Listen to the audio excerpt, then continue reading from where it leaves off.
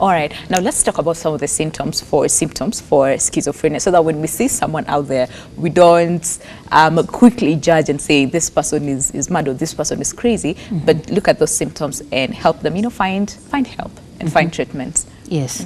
I have said somebody who is suffering from schizophrenia, they seem to have lost touch with reality. With reality, true. But remember, we call that a psychotic episode, where you have lost touch with the reality, you have abnormal perceptions, so you perceive things other people can't perceive, like see or hear or feel things other people can't feel. Then in terms of thoughts, you might have delusions where like you think that somebody is following you, or you become suspicious, and these seem to be bizarre. Because like when you have depression, you could have delusions, but they are related to your mood. So you'll think thoughts which are, you think, oh, supposing I have cancer, because you are depressed, you think everything is going to turn out negatively. I get cancer, I die, or I become those are mood concurrent delusions. But with schizophrenia, they tend to be bizarre.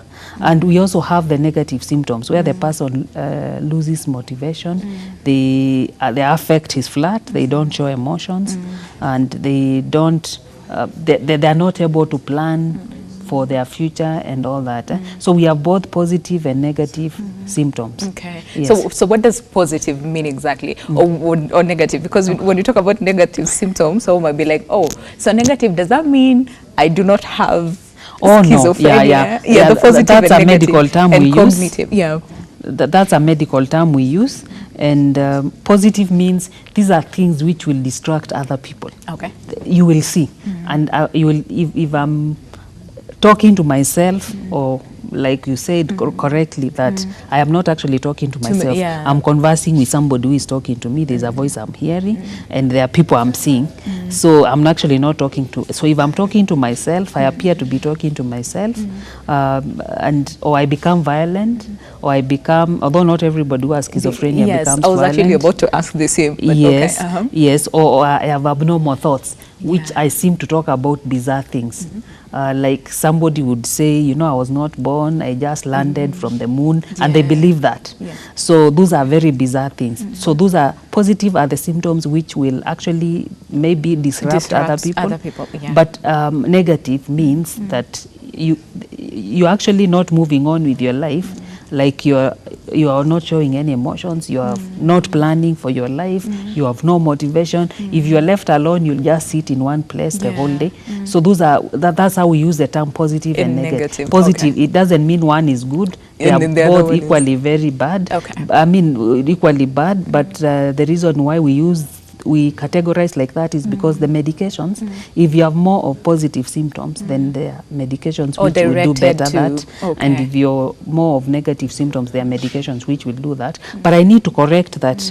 Having a fast psychotic episode does not mean you have schizophrenia. There are people who will get a psychotic episode because they have used drugs, or they have maybe a tumor in the brain, or they have an infection which is affecting the brain. And that's why when you get a fast acute psychotic episode, then we have to rule out all those. Are you using any substance which can make you psychotic? Are you having an infection? Are you having a growth in your brain, or is it a brain injury? So we rule out all that. We diagnose schizophrenia if you've had maybe the same symptoms for a long period, which ideally you shouldn't let somebody suffer for 6 months for you to diagnose. But if somebody is having the same symptoms, or recurrence, when somebody keeps recurring the psychotic episodes, and you've ruled out these other symptoms, then you can diagnose schizophrenia. That means even with the first episode, if you've ruled out these other causes, then you can start thinking, oh, this could turn out to be schizophrenia. Yes. Okay. All right, so we address the positive and negative symptoms. What about cognitive? Yes, I forgot about that. Sorry about that. Yeah, because that's why I said we now think schizophrenia is neurotoxic, because every episode, when somebody relapses, their brain functioning goes lower. So it also affects the cognitive function, the memory, the concentration, the motivation, the planning.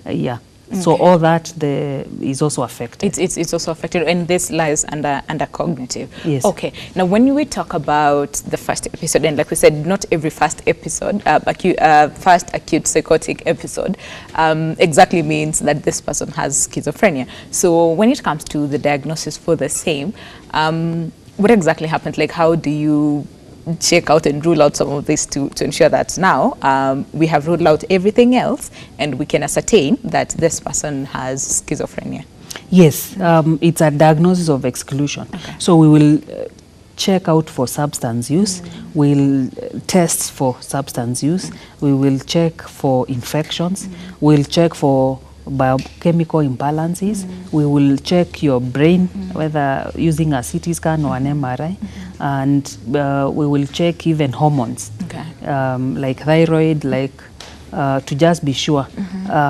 HIV has been very common, and if somebody is in the immunity is quite low, like they've taken long without being diagnosed and being started on treatment, we can have HIV encephalitis, which presents as an acute psychotic episode.